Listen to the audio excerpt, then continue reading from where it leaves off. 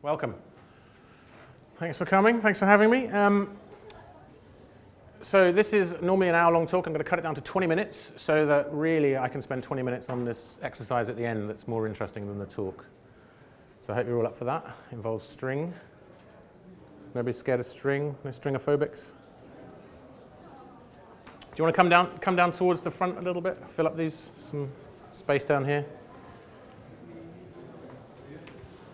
Okay, so teams, team culture. Who's in a team? So let's try that again. Who's not in a team?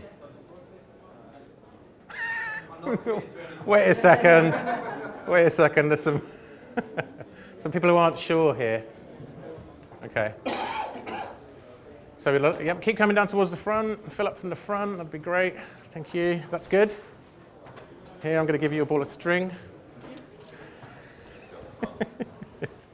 Keep coming.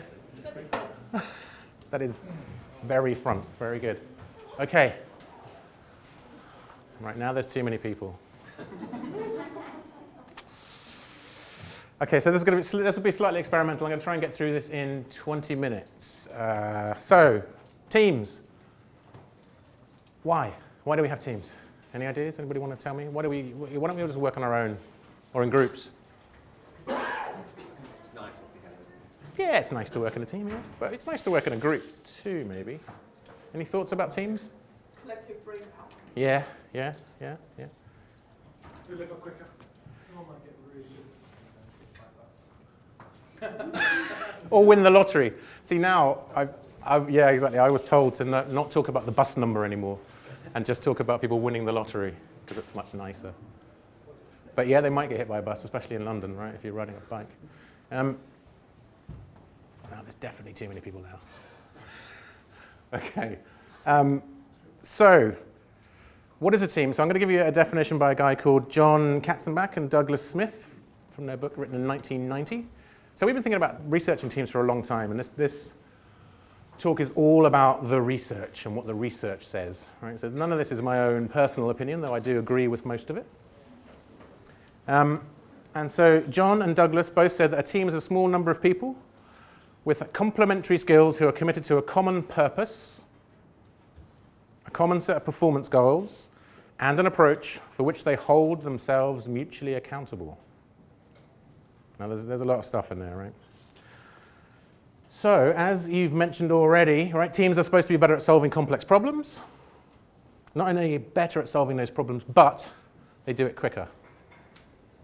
And they come up with more innovative solutions. And this is all in the research, right? So this isn't just like, hey, let's form a team, we'll come up with better solutions, and they're going to be faster and stuff. This is what the research tells us.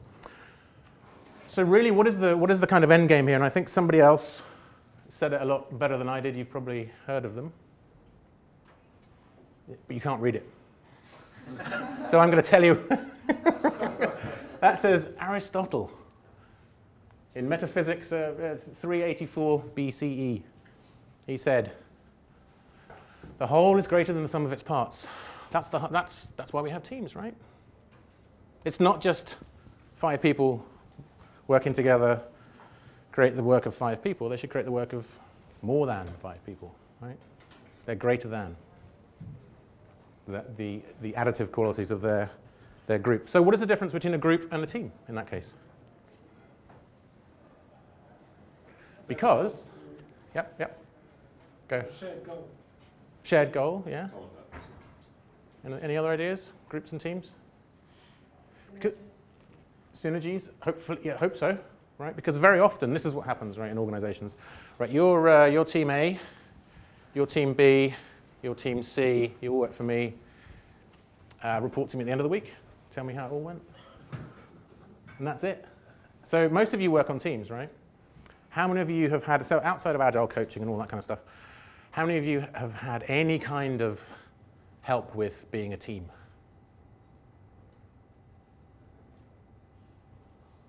Okay. But teams are important, apparently. Right? Apparently they're important. Anybody had any? Giving help to help people becoming a team. Giving, yes, giving, right? but this is what we do for a living. so that's why we're here talking about it, right? Okay, because this is what we do. Sorry to walk around so much, but this is my. But obviously, it's a slightly overlooked thing. People just think I'm going to create a team, and then there'll just be a team, and everything will be great, right? But no, that's a group. See, when I say your team A, what I really mean is you're just a group of people that I've just named a team. So what's the difference? Well, we're going to look at, sorry, not what's the difference, I'm not going to get into that just yet. I'll just quickly, what we're going to look at today is we're going to look at what's a real team? What does it mean? What are the enabling structures that help us to allow real teams to exist? One of the very important things here that enables these teams and that really, really drives us is having a compelling direction, a purpose, knowing where you're going, right? And then we're going to have a quick look at supportive organizational context, because again, without that, right, the classic one, that, your team A, your team B, that is not a supportive organizational context. And it sounds like to me, if you've not had any help to be great teams, then maybe your supportive organizational context could do with looking at. Right? We know that execs and other relatively important people will have one-to-one coaching, right? They'll have performance coaching, they'll have business coaching. Yeah. So it stands to reason that if we think teams are really important, that teams should have some sort of team coaching. Oh. So the research says, and I promise I didn't just make this up, you can go check all the papers. Available expert coaching is important for teams to become really good. Right? You would never have a sports team without a coach and expect them to be brilliant. It just wouldn't happen. Right? And then the last thing we'll look at is social capital and what that means for all of this and how that works inside of teams and between teams.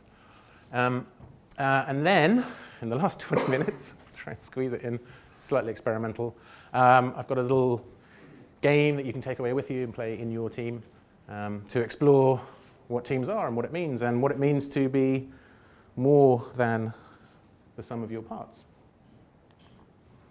So now, before we go into what a real team is, you've all seen Google's relatively recent research on teams, right? Project Aristotle, I think it was 3 years, 200 teams. So, initially, Google thought, hey, we'll take a Rhodes Scholar and we'll take a PhD and we'll take some great coder and we'll take and we'll put these really great superstars together and that'll make a great team. Turns out that wasn't the case. In fact, it turns out that it's less important who is on the team and it's more important how the team work. Yeah, how they work together. And these are the things that they discovered. Psychological safety, and this is something that comes up interestingly throughout the rest of the research that I've looked at, is probably one of the most important things. If you have low levels of psychological safety on your team, it's over, unless you can, improve it. There's a guy, I can't remember the name of the research scientist now, who's written a book about marriage, and he's called there's these 4 kind of traits. He calls them the 4 horsemen of the apocalypse, right? And they create very low levels of psychological safety, right? So stonewalling people and various different interesting ways of behaving, right? So you want to look out for, or you want to think about, what are the levels of psychological safety on your team? How safe does it feel to say, hey, no, I don't agree with you, I think you're wrong? Well, how safe does it feel to say, yeah, I do agree with you? Right? And is that equal for everyone? So I'm not going to get into Google's research because, in fact, what Google found supports all the existing research. Yeah? Dependability, so that's dependability, predictability, right? So are your teammates dependable? Will they deliver when they say they will they do what they say they're going to do? Are they dependably lazy, in fact? Right? So as long as you can predict what's going to happen, that's what you need. Structure and clarity. So is there clarity and is there clarity around the structure of the team, and is there clarity around how you're going to approach problems and who's going to do what, when, and how? And again, we'll look at this in a second. There has to be meaning. you have to understand the meaning of your work. Why are we doing this? Yeah? It doesn't need to be the most incredible stuff in the world, and again, we'll talk about that a little bit later, but you need to know. Yeah? And the impact of your work. You need to understand how it's impacting. Even if the impact isn't world-changing, you still need to know what it is. Why does anybody care what I'm doing? Why does anybody care what we're doing together, right? So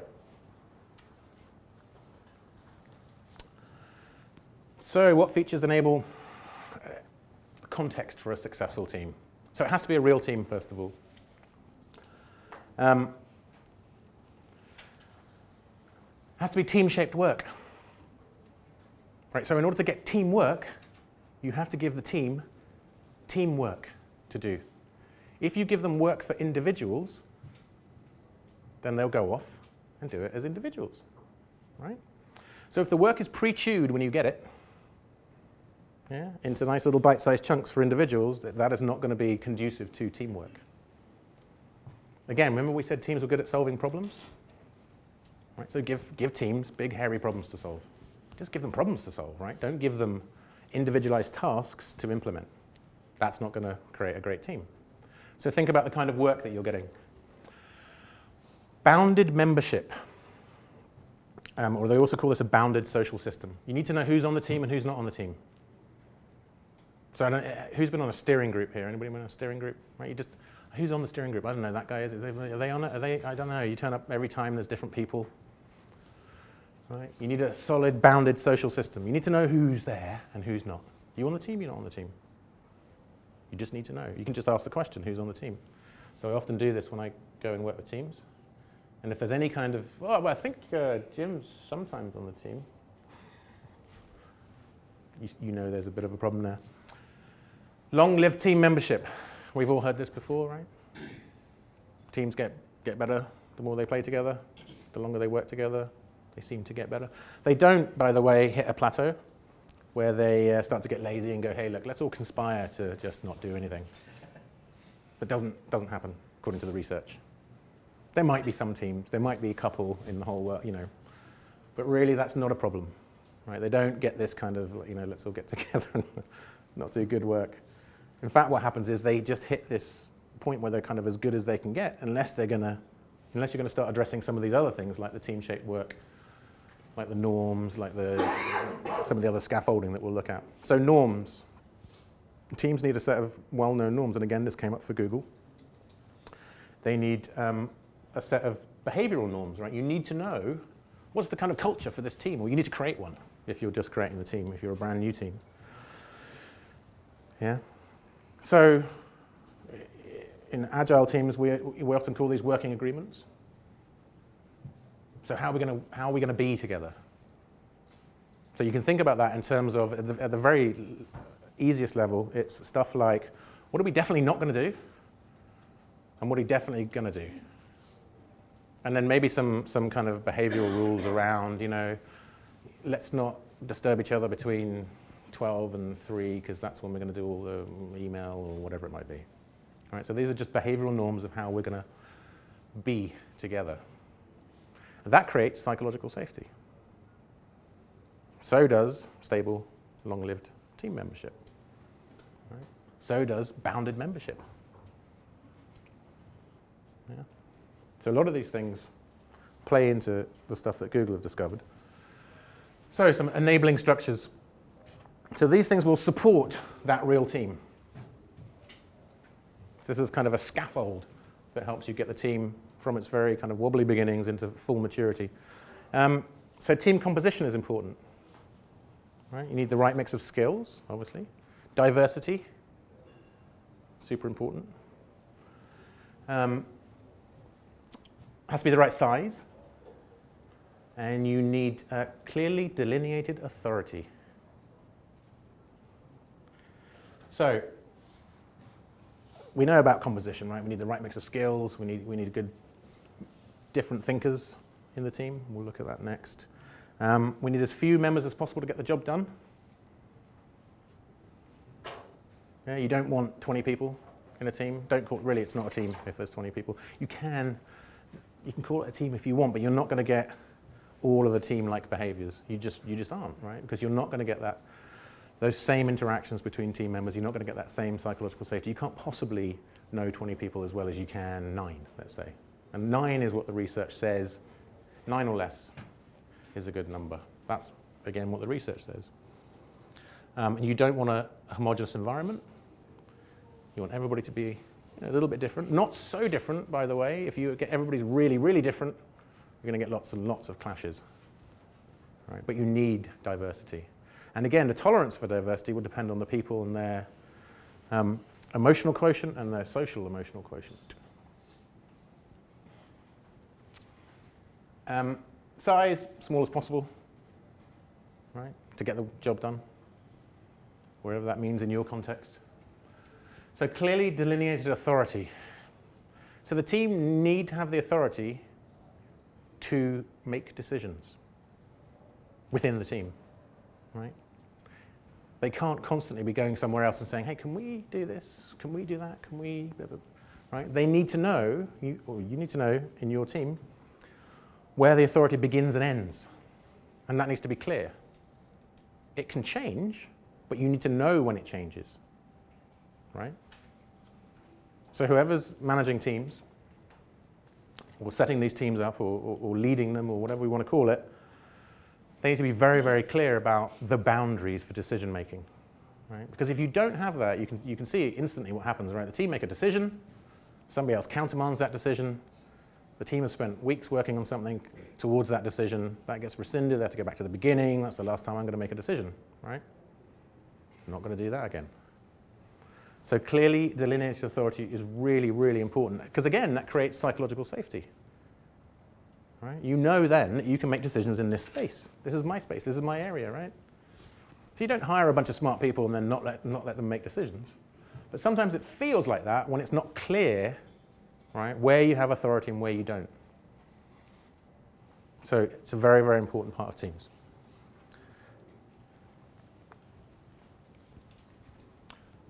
Compelling direction. Now this is a tricky one, right? Because people often say, oh yeah, but you know, I'm doing BAU work. Business as usual. It's not compelling, right? It's not doesn't enthuse. Well, it doesn't need to. It just needs to be consequential, right? We need to know why, right? So first thing is it needs to be clear. You need a clear purpose, right? You need to know where you're going, right? If you don't know where you're going, then you'll get there. Yeah? Where? We don't know, right? But you'll get there. So you need to know where you're going. You need a clear destination. The work should be challenging for that team. If it's not, look, I'm not saying you have to use teams for everything either, right? If you don't have this kind of work, maybe you don't need teams. That's the other thing to think about, right? Why do you have teams? If the work isn't particularly challenging and we're saying that teams are good at solving complex problems and they're innovative and then why have teams? If that's not the kind of stuff you're doing. Maybe you need to think about that, right? Teams are not the solution to every single situation. So the work needs to be challenging so it energizes the teams. It can't be too easy for them. It needs to be consequential and engaging for the same kind of reasons. I'll just say one thing about this idea of, of trivial work. I don't know if you've heard this story before. I'll paraphrase it because I can't remember it exactly. But I think it was Kennedy who was visiting the NASA Space Center when they were planning to put a man on the moon. And he saw a janitor, and he said to the janitor, so tell me about your job here. What's your job here? And he said, well, Mr. President, my job is to put a man on the moon. His job was to sweep the floors, right? But his job was to put a man on the moon because he felt part of the whole thing. Yeah? And he knew that if he didn't keep those floors clean and do all of his other jobs, that they wouldn't put a man on the moon. Right? So he was part of that whole thing, even though the work seems relatively inconsequential. Yeah? So you've got to find some way of connecting with the work that you're doing to a consequential end, a purpose.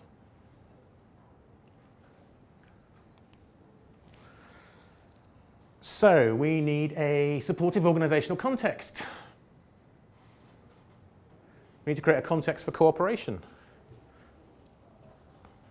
So how many of you are individually performance managed? You all individually perform? No? Some of you, half of you, and you're on teams? So there's a bit of a conundrum that goes on with most companies because they individually performance manage people. So you individually performance manage people who are on a team, and then you ask them to cooperate. So I'm going to work with these guys here, and I'm going to make them the best guys they can be, and then we're going to get reviewed against each other. And if we do stag ranking, I might lose my job if I'm not as good as them. Great. Well, that really helps me to cooperate. Makes me feel like like being part of a team player. So that's something maybe we shouldn't do. Maybe we need to find a different way of managing people. And cooperation is difficult, right? There's a very good talk on TED by a chap called Yves Moreau. And he says, cooperation is difficult. At home, my wife and I enjoy different television programs. She likes romantic dramas, and I like to watch sports. We now have 2 televisions, precisely so that we do not have to cooperate over what to watch. Cooperation has been the downfall of many a marriage. Right? It's difficult to cooperate. But this is what teams do. Right? If they're not, then it's just individuals working in the same space, near each other. Right? In a pseudo team. Team A, Team B, Team C. That's not a real team.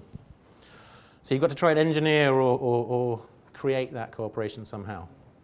And again, part of that team-shaped work helps with that, right? But there's no need to cooperate if you're giving people individual work that's already been pre-chewed. Here, you do that, you do that, you do that, and you do that. Well, we don't need to cooperate. So we should have rewards for team performance rather than individual performance.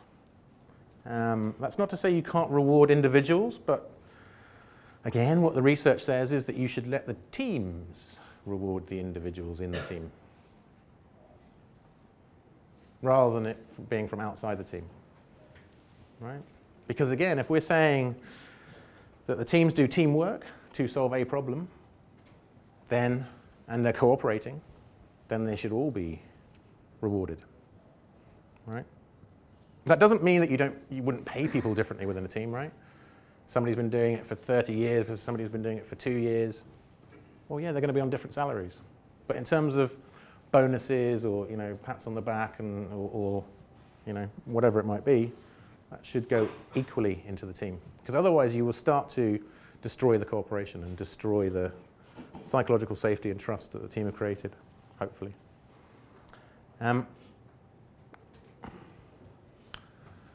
Training and expertise should be available, right? That kind of makes sense. This is just kind of pretty obvious stuff. We want people to be able to go out, I don't know enough about testing, I'm going to go learn about testing. I don't know enough about whatever it is, I'm going to go and have access to that and go get trained up, right?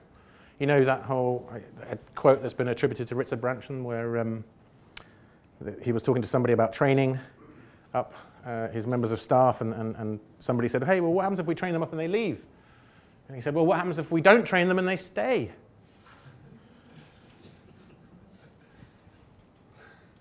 Right? There's so many places have a problem with training people. Ooh, are they going to stay? We're going to put all that money into training them? They're going to. This is also what happens in large companies or any companies, right? When there's any kind of fear rips through the company about a reorg or whatever it's going to happen, all the good people leave. Get new jobs, and you're left with the people who haven't been trained and feel like they can't leave. Information systems, right? So you need to know what's going on. Yeah, you need to have good information. It needs to be available as and when you need it. Again, that should be pretty obvious, but some places, for example, you're doing product development and they won't tell you what the sales were for the last quarter. Oh, no, it's confidential. Right. Well, then I don't know what kind of impact I'm having, or there's all kinds of things you might need to know. So that information should be available to you in order to create a good team culture. Material resource. So you need what you need to get your job done.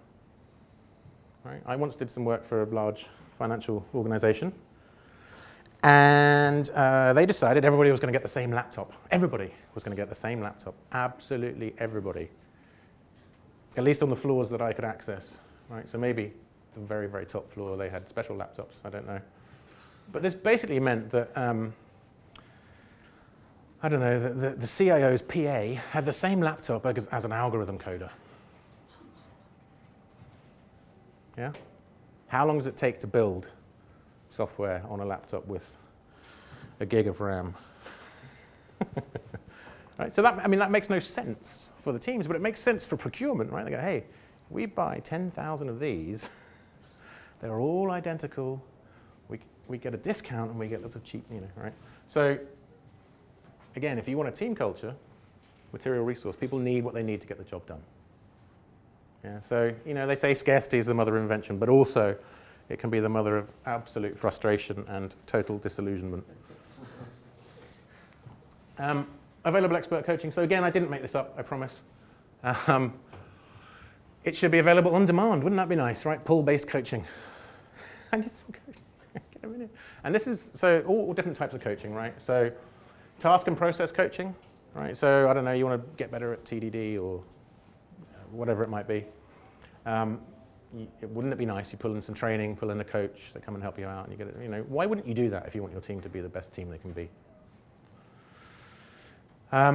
Team dynamics coaching can be very handy sometimes if you get all, certain dysfunctions coming out and certain issues and all the rest of that.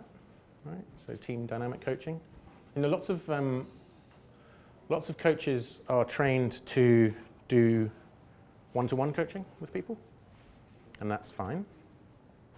And that can help a little bit.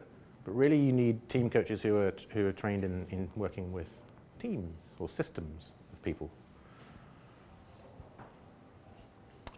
And just the final bit on coaching then is that it needs to be well-timed. What they found was the best time to do coaching is at the very beginning of something, whatever it is you're doing. Project, iteration, whatever it is. Beginning is a great time. Middle is a good time, right? A good point to sort of review, have a look back, how well, what are we doing? Was that good? Was that bad? Maybe we can get a little bit better. And then at the end. So those are the 3 points when coaching made the most difference. How are we doing? Running slightly over. So, social capital, final thing. We all know what social capital is? We all happy with? So I'll tell you. So Valdez-Krebs defines it as the ability to find, utilize, and combine skills, knowledge, and experience of others inside and outside the organization. And this social capital is derived from employees' professional and personal networks. It's this, right? It's meeting people. It's talking to people. That's the first bit, right? That's the creating connections. And again, I don't have time to read out this whole list of stuff here, but basically, the higher your levels of social capital, the better everything becomes.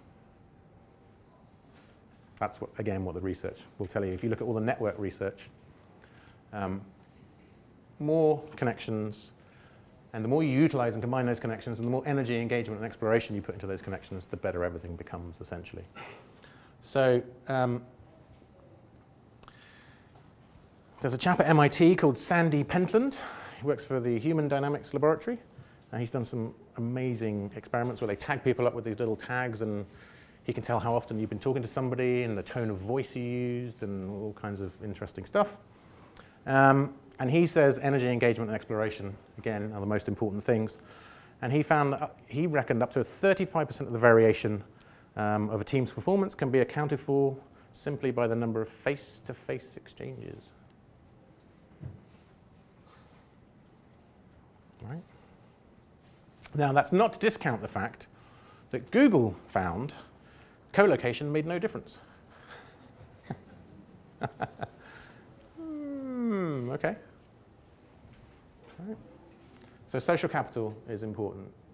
So basically, with social capital, if there's one thing you can do to improve the situation with your teams, that is to improve your social capital within the team and then between teams as well.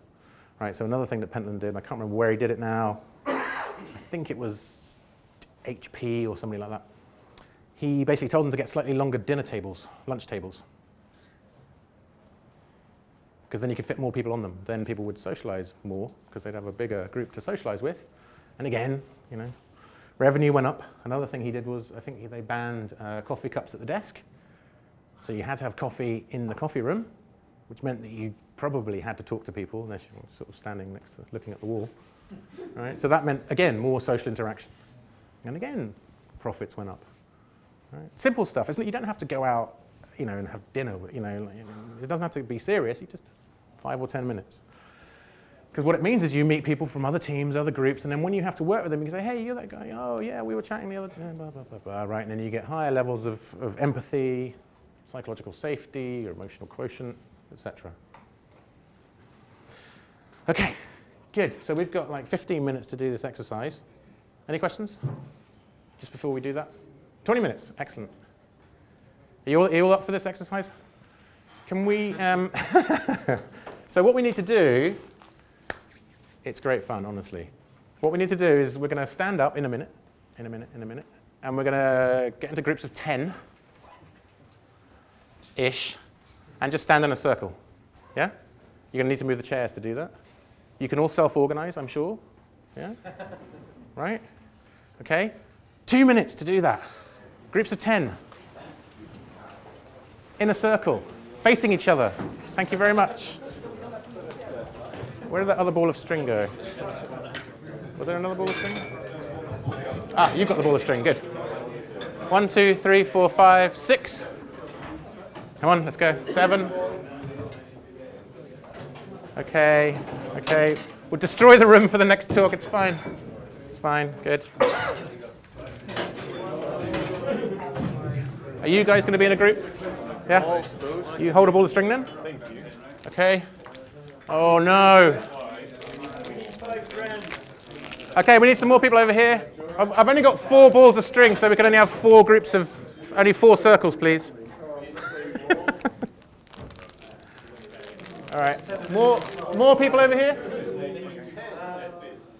Over there. What have we got over? How many we got over there? Yeah, go on, join up. Just join up. It's fine. I can only have 4 groups because I've only got 4 balls of string. Here we go. Right. Go on, join that team over there. Let's go. Brilliant. Right, that was probably less than 2 minutes. Superb. Ball of string.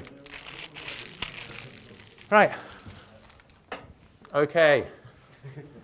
So this is very simple, very simple. Have you got the open ball? I'm just going to, can everybody see me if I stand up here? All right, so this is what we're going to do, okay? So you've got a ball of string. Somebody in your group's got a ball of string. You've got the end of the ball of string. I'm going to hold on to that end, all right? And then somebody else, anybody else in the group can just start. And you just say something about yourself, not about work though, please, because that's too easy. Something like, I have a cat, or I have a dog, or I have a Ford Escort, or whatever it is, I don't know. I commute to work. I'm wearing shoes. Now, if anybody else in the group has that same attribute, they say, yeah, me too. But literally like this with your hand in the air, yeah, me too. And then you throw them that ball of string, or well, pass it, throw it, however, depending on how good people are at catching. So you just grab that, right, and then you keep it taut. So keep it taut, so yeah, hold on to that. Okay, and then you say something about yourself now. Like, I live in Hampshire. hey, me too. Really? Yeah, hold that. There we go. Right, so there we go. And we'll keep going, right? So pretty much everybody has got at least 1 piece of string. Yeah? And it goes all around the group. With me? Yeah, good. Right, let's go. Yes, the person who's holding the ball will speak, yeah. Exactly. So who wants to, you can start, there you go. I'm going to wrap that back up. So you say something about yourself. So you. If on the first thing, then no one says me too. You keep going. You just keep going until somebody says me too. Yeah? You got it? You got it? You got it? Got it? I love mountains. You got it? So you just keep. Nice one. Now keep the string taut, because we're going to create like a little web. All right, keep that string taut. Yeah, keep the string taut. Very good, very good.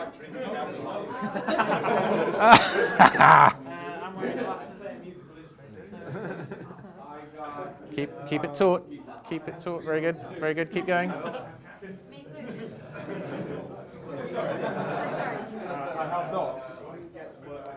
Keep it taut. I see some very slack string here. What's going on? Keep it really taut. All right, keep that string taut, please. All right, very good. Keep it taut. Keep it taut. Keep it taut. I own a little piece of Scotland. Ooh. She owns a piece of Scotland. That sounds special. Okay. I have a degree in business. I spend way too much time reading. I was going to say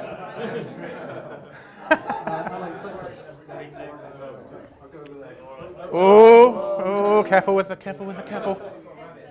Yeah, they got to keep it taut. Remember, we want this web. There we go. Okay, keep going.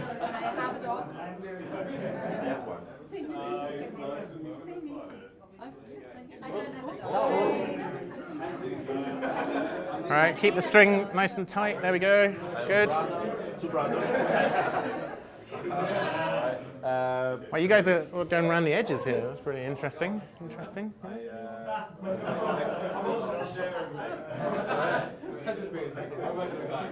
Keep it tight. Keep it tight now, everybody. Good. I'm from North England. I have a dog. Look at this amazing pattern. dogs. I used to be DJ. I did DJ lessons.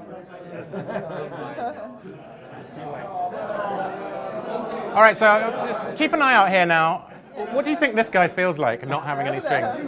Just in terms of teams, I just want you to think about that. I just want you to think about that. Anybody in your team who might feel the same way and why that might be? You greedy string grabbers, you. Keep those taut. All right, good. Anybody not got string yet? Ah, too late. Okay, carry on. Keep going until everybody else catches up with you guys. Everybody got string? Who doesn't have string? So how do you think this guy feels not having any connections into the team? Is there anybody on your team who feels like that, right? No connections. Yeah, and who's been greedily getting 2 or 3 connections? Who's been look at man. That's true. So how do you think that makes people feel? I don't know, but keep going. Have a think about that. Try and help him get a connection. There we go. Oh my God, you've done the full unravel. Yeah. All right. Very brave of you. Okay, how are we doing? Keep it taut. Oh, you've done the full unravel as well? Yeah.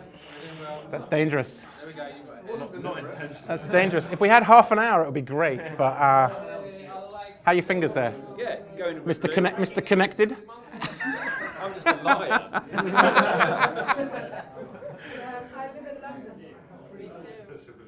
All right. There you go. Interesting. Right, how long have we got left today?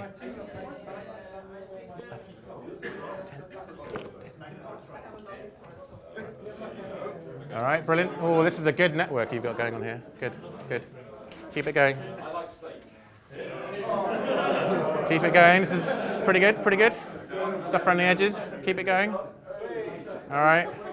Feel free to go set up the computer.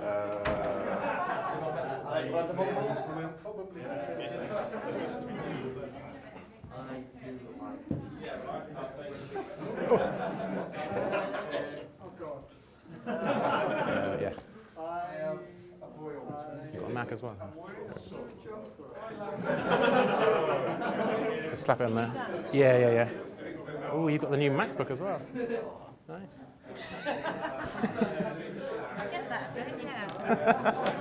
You know when you carry the shopping cart? Oh, and you had to buy the converter, right? Because they just, Yeah, there's no instant light.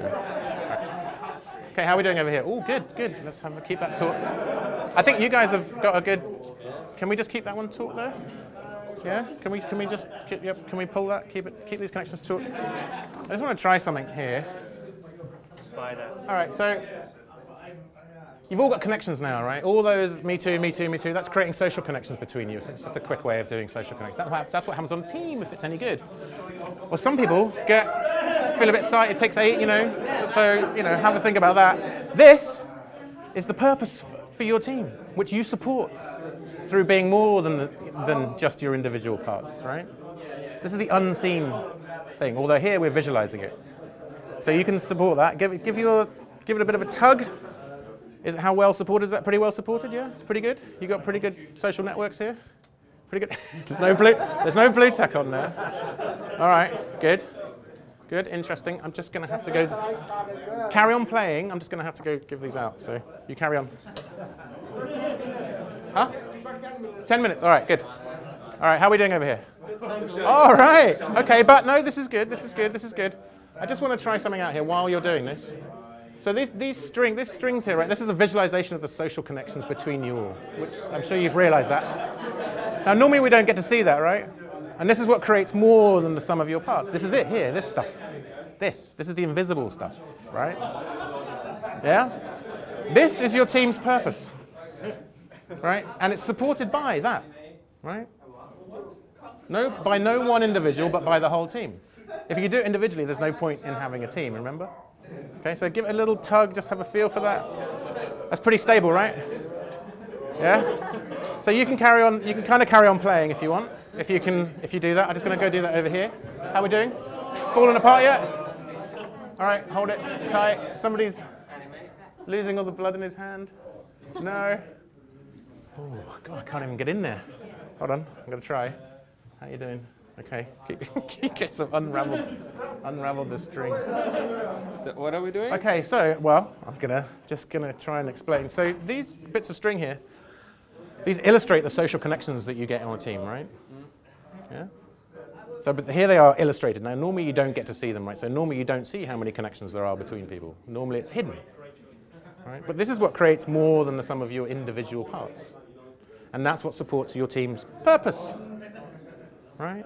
Your goal, your thing, right? And if you do it on your own, you could just hold it with your hand, right? But you can't, you have to do it as a team.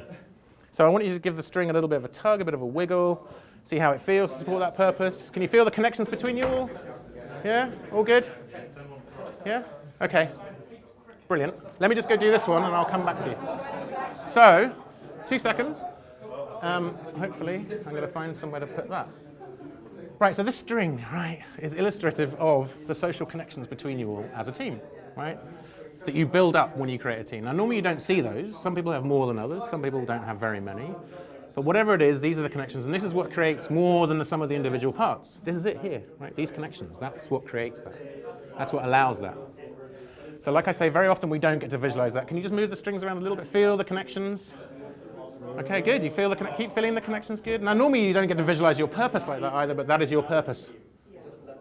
It's gonna fall. Right? I'm just going to realign your purpose. Just going to realign it there. Okay, good. So I just want you to have a think about how, and a quick discussion of how does your connections serve your purpose, and how does it hold your team together. Just 2 seconds on that, and I'll be back. Okay, brilliant. Brilliant. Okay, so good. Can you just let go of all your strings for me? Can you just let go of all of yours? Thank you. And can you just let go of all of yours? Oh, disenfranchised team members. What happened? So what happened to the team when you disenfranchise a couple of people? What happens? You couldn't support the purpose, but you couldn't support the team anymore, right? You suddenly... Now, can you just rejoin the team, please? Oh, how... So how difficult is it to reintegrate team members once they've been properly disenfranchised? Oh, that's it, by the way. Okay, this is brilliant, brilliant, brilliant. Okay, so I'm just going to ask you to do a couple of things now, just to illustrate some points. Could you just let go of all of your string, please? So that's one disenfranchised team member.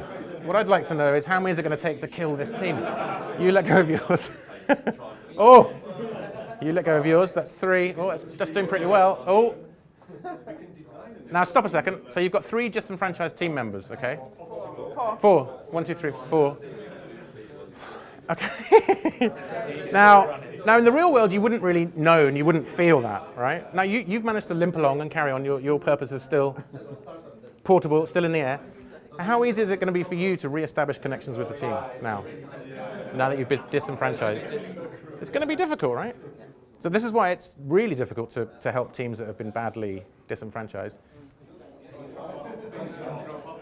Oh! Finally, I've killed them.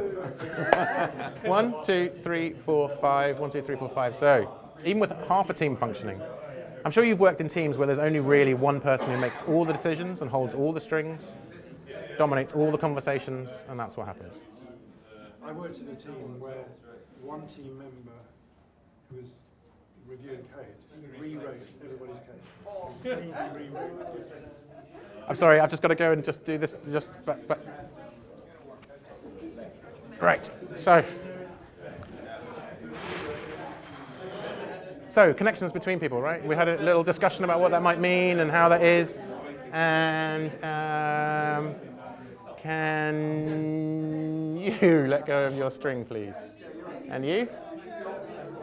Oh, go on. Yeah, just let go. You can't let go of them, actually. He's really told him. So that's 2 disenfranchised team members right there, right? Disenfranchised for whatever reason. I don't know what you said to him, but and you're no longer able to support your purpose. Now, I know it's a metaphor, but have a think about how easy is it for you now to reintegrate into the team and reconnect. Now, that's what happens in real life, right? Once people have been properly oh no, I'm not working with them again.